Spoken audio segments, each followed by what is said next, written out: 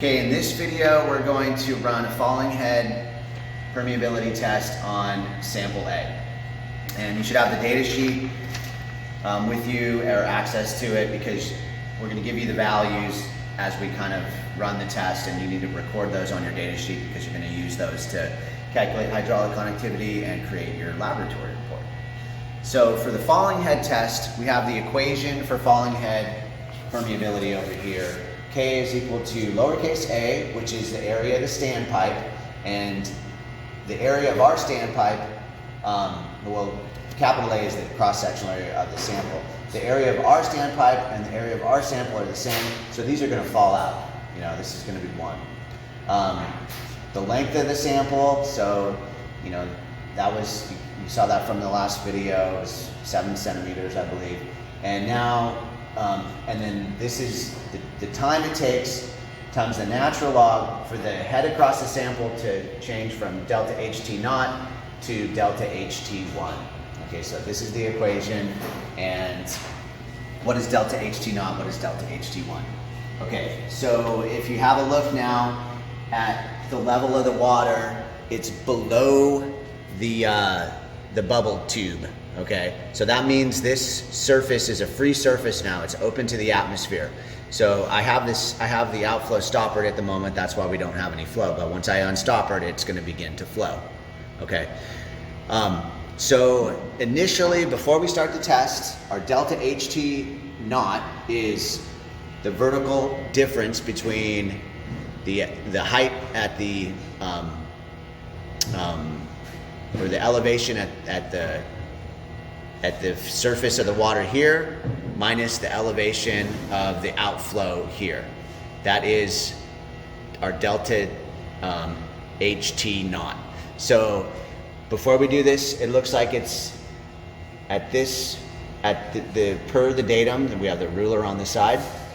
Our elevation head is 29.8. So if you look at our data sheet, I'm just gonna have a little zoom in here.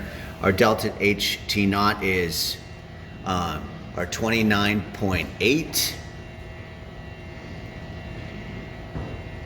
and then minus the height of the outflow, which was 23.2.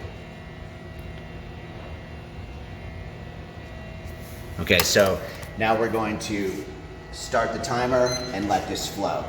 So there we go.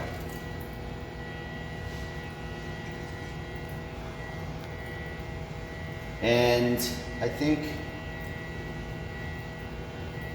so as this, you know, you can see the, I don't know, it's a little hard to see, but the level of the elevation head of the headwater side, you know, up here, is dropping down. So it's a falling head test. We're losing head. And we'll go for a minute like we did on the other.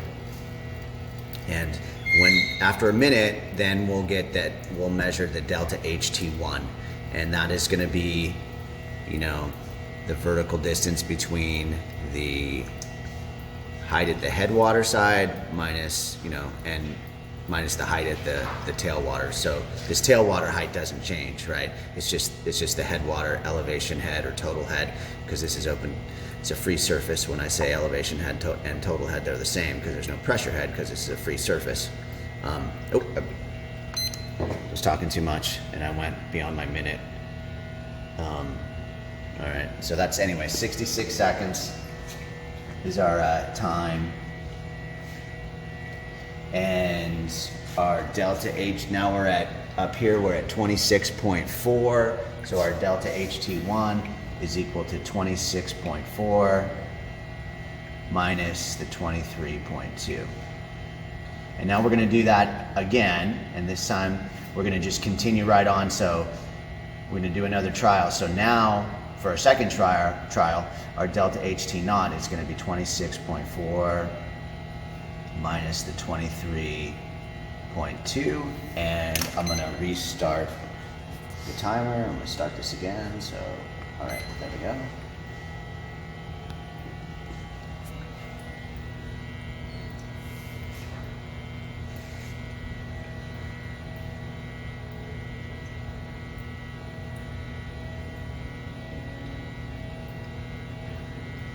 So we'll go for a minute. I'll stop blabbing, so hopefully I can stop it at a minute this time. It's 30 seconds.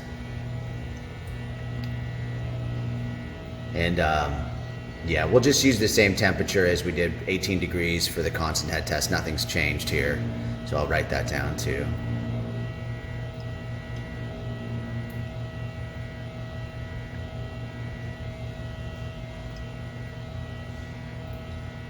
Okay.